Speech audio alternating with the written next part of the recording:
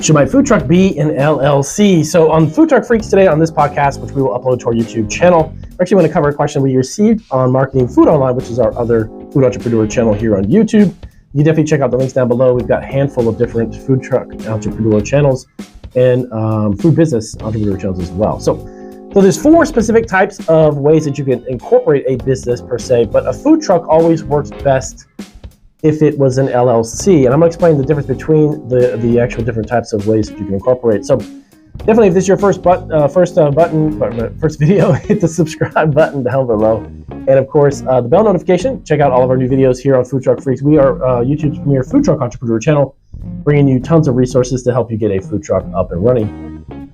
So this is actually going to be about the different types of entities, as they're known, business entities, that food trucks work really best if it's an LLC. Reason being is that some people take on the idea that a sole proprietorship is very simple, very easy, less paperwork and all that good stuff, but it sounds good. But in reality, when it comes to food businesses, there's a lot of potentials for you getting sued if someone gets sick or ill, or if they have an allergic reaction to something and they don't have the proper information knowing what was inside the food, if they've got an allergy of some sort. So when it comes to food trucks, sole proprietorships is actually the type of legal entity where if anything happens, it falls directly on the owner, the business owner itself, on your shoulder. So if you were the one who have a sole proprietorship and you had a food truck and there was someone that happens to sue you or happens to get compensated for hospital bills or anything of that sort due to some ailment or something that happens, sole proprietorship owners would actually absorb all of that as far as the lawsuit is concerned and any financial responsibilities that come along with it, the downside of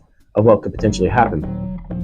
So sole proprietorships are not always the best when it comes to food businesses because there's a much higher chance of risk of someone getting sick or getting ill.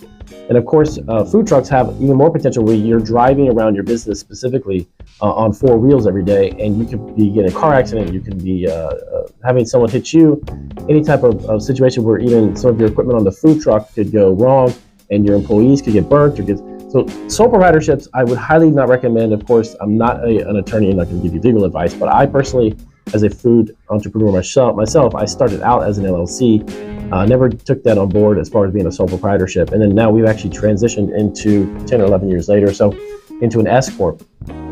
So what is a C Corp and an S Corp? So C Corps and S Corps are a much more involved type of tax filing, number one. It becomes very intricate and very involved. It's more or less if your business is going to be growing to the point where you're going to have stockholders, you've got multiple investors, you've got people with vested interest in your business. C Corps and S Corps have a tendency to be a better direction for you. They're a little more complicated when I say as far as tax purposes because I've actually now transitioned to an S Corp from an LLC. And for us, it was a benefit to do that for tax purposes based on the amount of money that we're making, the type of structure that we were prior to, and how our business was set up with a commercial kitchen and such. So when it comes to food trucks, if you're looking for a simpler, easier way to transition into the food truck industry and food truck business, but still have a legal protection of an entity status like an LLC, I would definitely say go with that. So the last one being LLC. So the limited liability corporation is going to give you that legal structure. There's a barrier, if you will, between you and your business.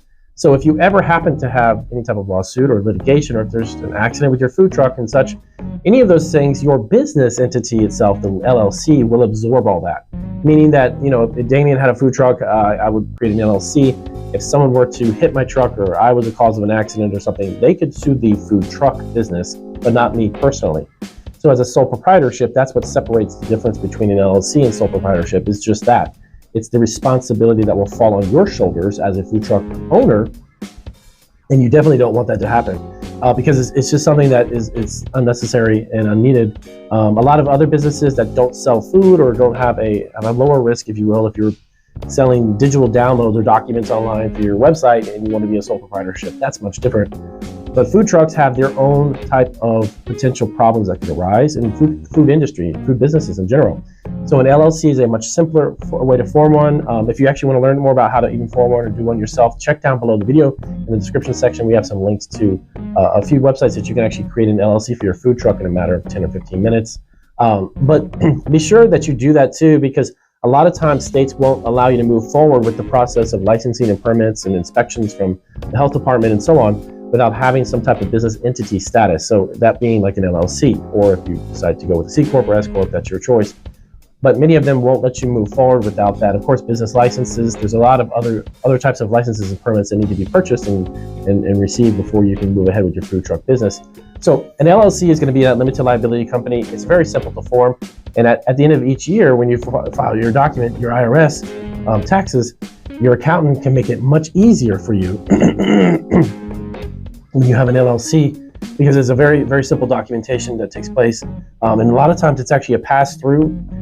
Any type of income that you have that's taxable, you can actually use it as a pass-through, meaning that you can just use your social security number and that would tack on any income that you get. If you have any questions about LLCs and food trucks and what would be best for your TD status, or if you've actually done this before, you can comment down below. That would help out any of our additional subscribers as well.